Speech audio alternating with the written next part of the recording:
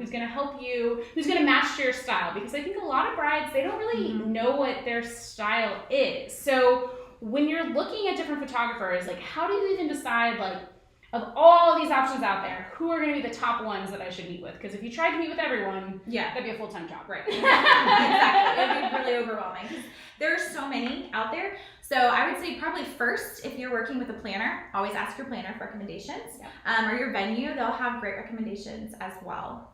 Yeah, I think when you're going to go into it, though, even with planners and other vendors, they're going to have, they're going to give you a variety, right? And at the end of the day, style, you mentioned style, that's such an important thing. So in knowing what styles even exist is important. So like researching that a little bit, and really you can call it what you want. You can call it natural light or moody and all the different things, but looking at the different photographers that are out there and just looking at, you know, the different examples, you can start picking up patterns, right? And so those patterns are the styles.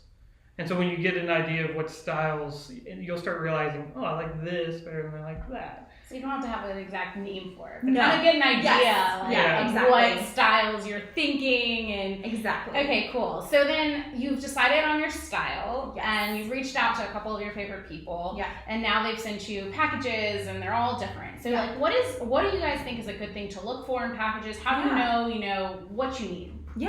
I would say that you should definitely have an engagement session. I think that is really important to have that, to connect with your photographer, create that relationship and that trust, because that's going to create really real moments and just capture those intimate moments.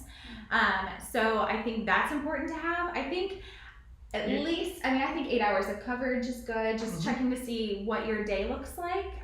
Maybe you need less or more, but just having a good base of coverage. Yeah, a lot of the packages are built based on like the lowest one having, less coverage and less options. And as you add more, you get more coverage, you get maybe, so one thing you might see is, for some photographers, you'll see one photographer, and then as you add packages, you get a second shooter. So, don't make assumptions that you're going to always get two, or don't make assumptions that you get an engagement session. So those packages are going to spell out exactly what you get, and then as you go up for tiers, you start adding on maybe printed material too, right? Albums and prints and frames and things like that. So having those kind of things in packages, I think, is important too.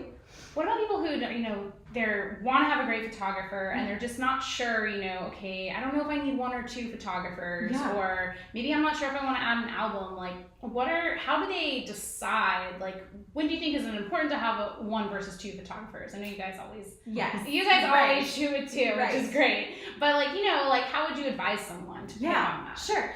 I think personally, two photographers is always the best way to go, because no moments will be missed, and you can kind of divide and conquer and be in different parts of the day at the same time. I think if it's a small wedding, maybe an elopement or something really intimate and small, I think one photographer works perfect for that. Otherwise, I think you should always at least have two, just to capture all of those moments. Especially before the wedding, like when you think about what the day looks like, and if you just envision it, are there two different events happening at the same time?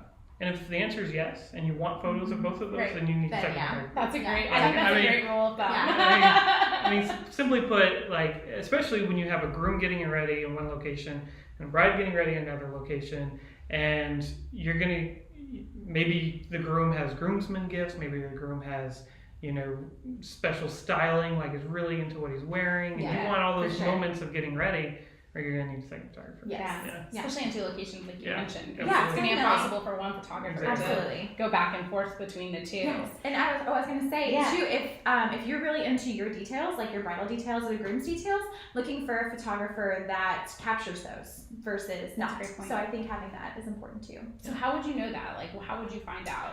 I would suggest looking at their blog, look at their Instagram, and if you are reaching out online, ask for a full gallery. Ask to see a whole gallery so you can see kind of what the entire day looks like. I think that's really important. A really good tip, because you can really see what your full day. Just like picture yourself in those moments. Exactly. Right.